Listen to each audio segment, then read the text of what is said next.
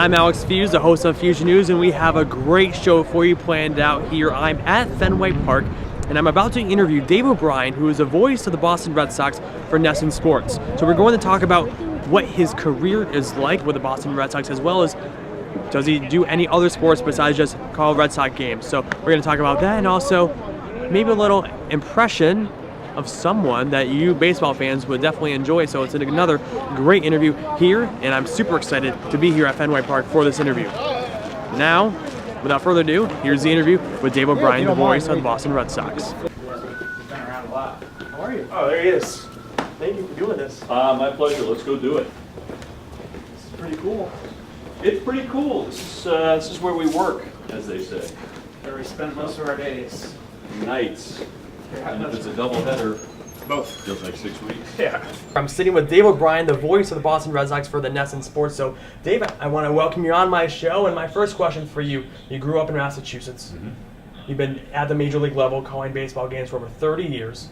You've called pretty much everywhere, right? All Oh, yeah. 30? Yeah. And plus more, probably. So, we're located at Fenway Park. This is not a green screen, everyone. We're here at Fenway Park. What does this park mean to you?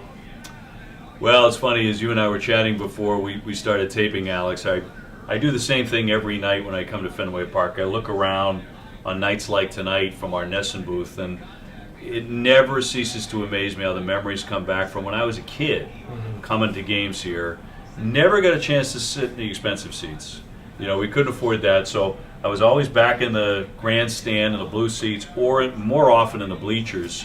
But I remember those moments with my dad and my brothers, later on with my wife and my own children coming to games, my Little League teams and my Boy Scouts, you know, when we would sit out there in the bleachers for special days. And I'll never forget those because that was my entree to baseball. Not just the Red Sox, but to baseball, period. And I was very lucky to have that.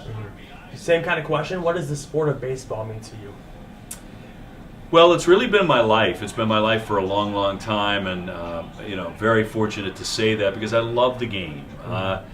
People want to try and change the game. They criticize it. They tear it apart. They want to see differences, changes in the game, and I'm all for changes that will help the watchability and the viewership of the game.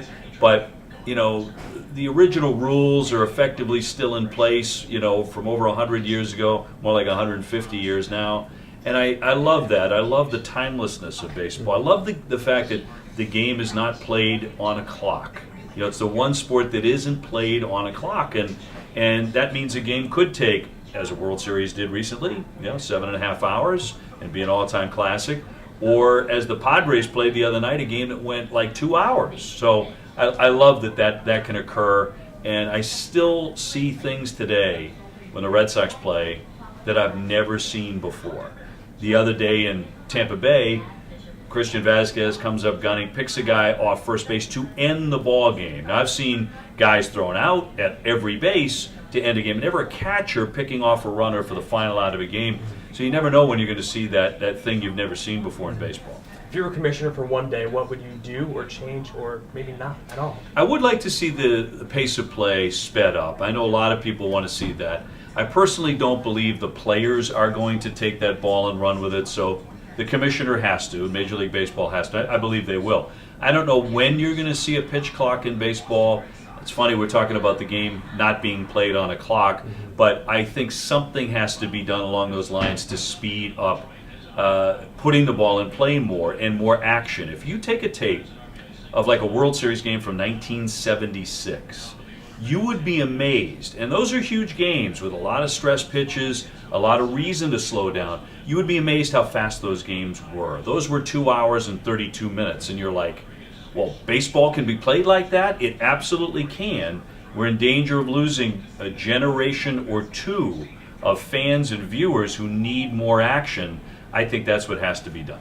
Well, it's funny. I don't think a lot of maybe Red Sox fans know this about you, but you actually also do play-by-play of other sports. That's how I first met you. Right. You were working for Fox Sports, and you were doing Providence Friars games, so college basketball. Everyone loves college basketball. It's one of the most, probably is Super Bowl, and then you got March Madness. It's probably the two, and then the World Series as well. So how is it different from calling baseball that doesn't have a clock, and like you said, for the World Series, go over 7 hours, versus a college basketball game that is pretty quick. Over in 2 hours. Yeah. No matter what, you're in, you're out in 2 hours. I think that's one of the really attractive things for fans about college basketball.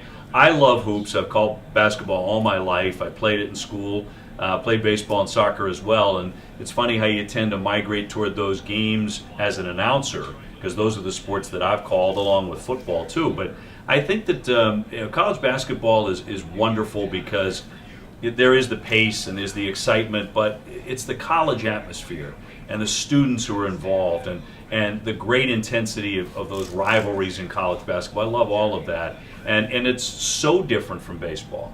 Baseball is a far more placid game, more languid game. The games are much longer, and then I get a chance to jump over and do college basketball, which I've done for years.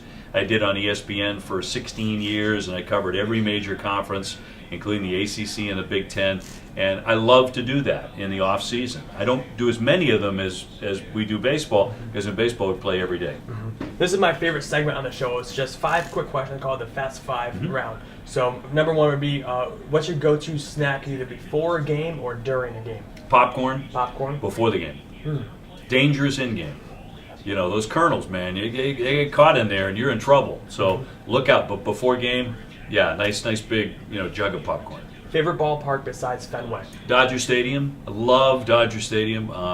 One of the first games I ever called at the big league level was in Chavez Ravine, with the sound of Vin Scully, wafting through the palm trees out there. It's the perfect description of a major league ballpark. 5 levels, sunshine, blue sky. It's great. What would be, if you could play for the Red Sox for one day, what position would you play? Boy, I never thought of that. Probably left field, because Carl Yastrzemski played left field, and I was a Yaz guy growing up. I know he played other spots, first base, center field as well, but I remember him as a left fielder and will forever. 4th, if you got a call, they wanted to do a sports talk radio show from 2 to 6, who would you want to be your other co-anchor? Boy, I'd want to take the 2 guys I work with, Jerry Remy and Dennis Eckersley, because I think they're the best in the business. And they would keep it humming along, and they're just amazing when they're together in the same booth. They're great teammates together, and they're phenomenal to listen to.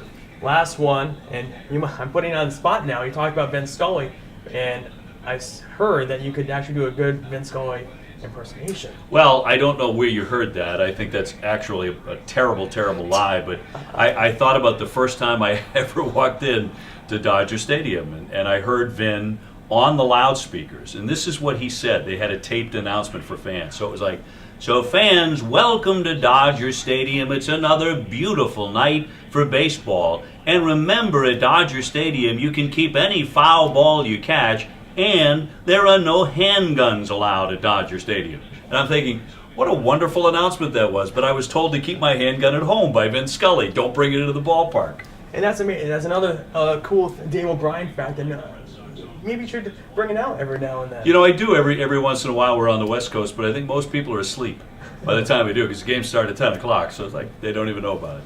Last question I have for you. If a 15-year-old kid came up to you and they told you they don't understand baseball and it's boring, what would you say to them? Well, I think baseball is only boring to people with boring minds, because you really have to study the game and understand the game to realize that when nothing's happening, everything is happening. And the great example was just the other day, the play we talked about, the Christian Vazquez pickoff. Think about everything that has to go into that moment. And if you have a curious mind, you'll find that very interesting.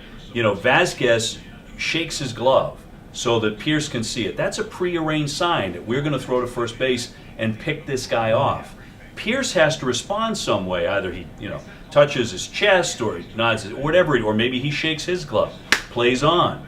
Nobody in the ballpark knows it. The runner at first, Tommy Pham, certainly didn't know it, because he got picked off by 8 feet and the ball game was so much was going on, and unless you know that play is happening or did happen, get a chance to go back and look at it, you have no idea. So I would say there's so much going on in baseball, even on those moments when it feels like there's nothing happening at all.